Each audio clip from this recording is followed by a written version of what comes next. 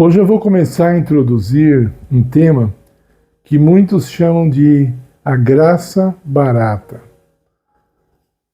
Quando a pessoa aceita Jesus e ouve falar sobre a graça, ela tem uma interpretação quase sempre incorreta do que isso significa. E eu vou falar um pouco sobre esse assunto nesse vídeo e em outros vídeos no decorrer da semana e quem sabe até depois. Então, eu queria que vocês pensassem um pouquinho na vida de Moisés. Moisés era um príncipe no Egito, era um guerreiro no Egito, era provavelmente um arquiteto também, né? Ele era um general, sabia táticas de guerra, e depois que ele matou o egípcio, ele teve que fugir, e ele fugiu, foi para o deserto de Midian, e passou lá 40 anos cuidando de ovelhas. Veja, a graça de Cristo, ela perdoa os nossos pecados. A graça de Cristo perdoou os pecados, ou o pecado de Moisés de ter matado o egípcio. Ele foi perdoado por isso. Mas a obra que ele tinha a fazer era uma obra muito grande. Talvez a maior dada a um ser humano. Talvez. Libertar o povo de Israel do cativeiro do Egito. Então, aquele general, ou melhor, o general que existia dentro de Moisés, precisava morrer. E esse é um trabalho que a graça começou a fazer no coração de Moisés. Preste bem atenção nisso, através do cuidar de ovelhas, Moisés era reformado, era transformado. A graça trabalhava nele, mas ele fazia uma obra também para a santificação. Veja, cuidar 40 anos de ovelhas. Preste bem atenção nisso. Quero deixar bem claro o que eu estou falando. Cuidar 40 anos de ovelhas obteria o perdão para Moisés de ter matado o egípcio? Não. Não seria o suficiente. Não seria. Mas aí é a pergunta certa. Esse processo iria colaborar com a santificação do seu caráter? Sim. Com certeza. Infelizmente, muitos não entendem o plano da salvação. E nós temos tentado falar sobre isso aqui no canal. Veja, quando Cristo morre por nós, e ali a sua graça transborda, né, o cálice, e o seu sangue intercede por nós e nos concede todas as coisas que são importantes para a piedade, diz o apóstolo Pedro. Então, muitos acham assim, como já está disponível, eu já estou salvo. Estou salvo já. Várias denominações falam assim, eu já estou salvo. Eu não preciso fazer nada. E não faz mesmo. Então eles usam a palavra graça como se fosse um passaporte para o céu. É uma palavra só. Ela não significa nada. Ela não é um poder que transforma a vida. Ela é só uma palavra que serve como um amuleto, ou vou repetir, como um ingresso, que dá entrada ao reino de Deus. Se você comprar um ingresso para um show de rock, se você tiver dinheiro, você compra e entra. Você não precisa ser roqueiro. Você não precisa nem gostar do grupo que vai cantar lá, a banda de rock que vai tocar. Você não precisa gostar. Basta ter o ingresso e você entra. Muitos acham que o céu é assim também. Deus nos dá um ingresso chamado graça, e aí nós entramos lá mesmo sem gostar das coisas de Deus. Mesmo sem passar pelo processo de santificação. Veja, a cruz de Cristo, ela nos dá o direito de entrar no céu, mas a santificação nos dá a preparação para entrar no céu. Sem essa preparação, nós não vamos entrar no reino de Deus. Então, se você ler, posso dar muitos textos, vou dar um só pelo tempo. Hebreus 12, 14, sem a santificação ninguém verá o Senhor, né? Ninguém vai ser salvo sem a santificação.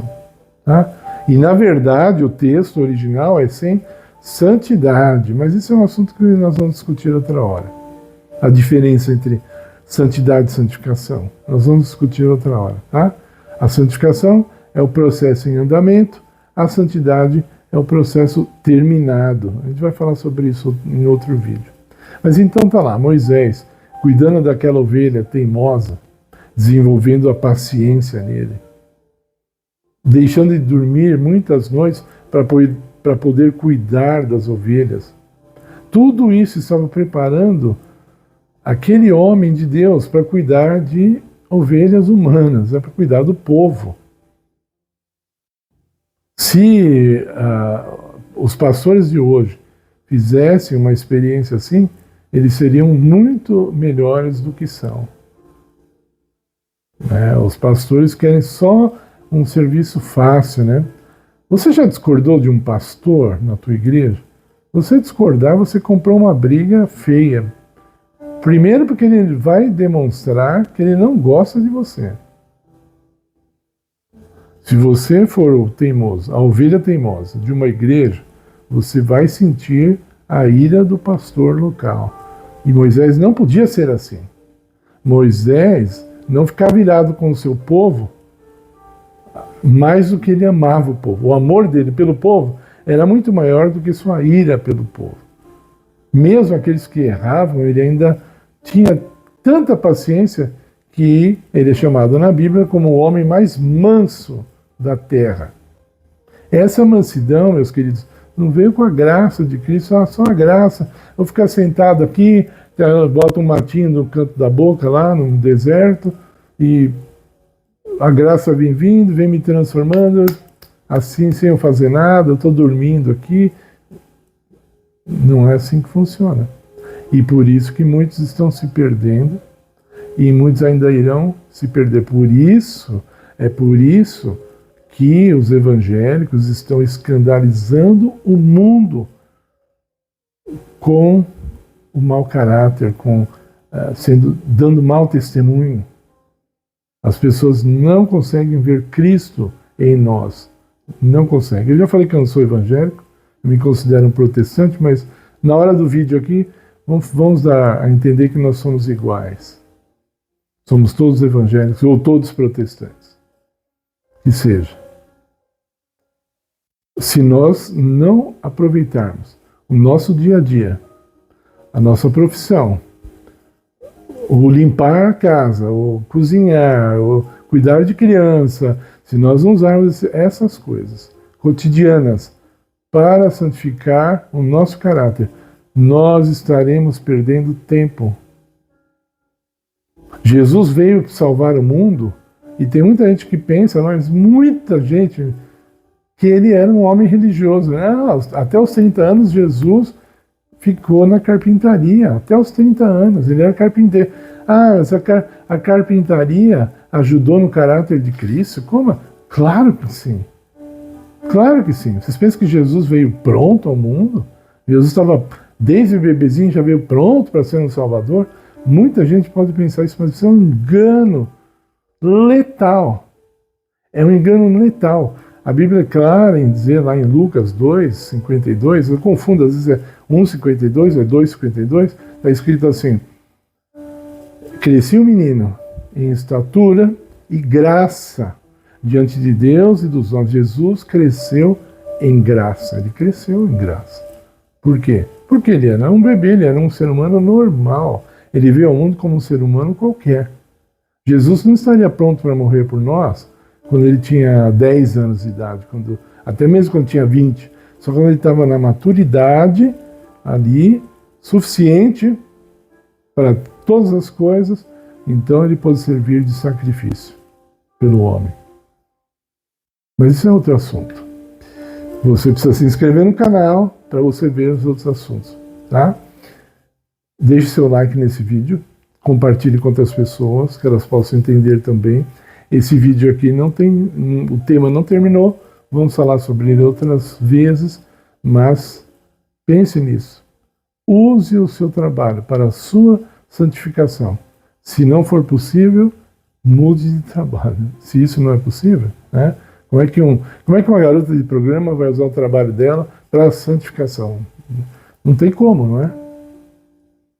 Como que um contrabandista vai usar o trabalho dele para a santificação do caráter dele? Não tem como. Não adianta o contrabandista falar, eu estou na graça de Cristo. E eu já vi crente fazendo coisa errada, na lei dos homens até, mas ele fala que ele está na graça. E não é assim que funciona. Vamos orar? Senhor nosso Deus, obrigado pela tua graça e nos ajude a crescermos em estatura, em graça, em sabedoria, diante de ti e diante dos homens, em nome de Jesus. Amém.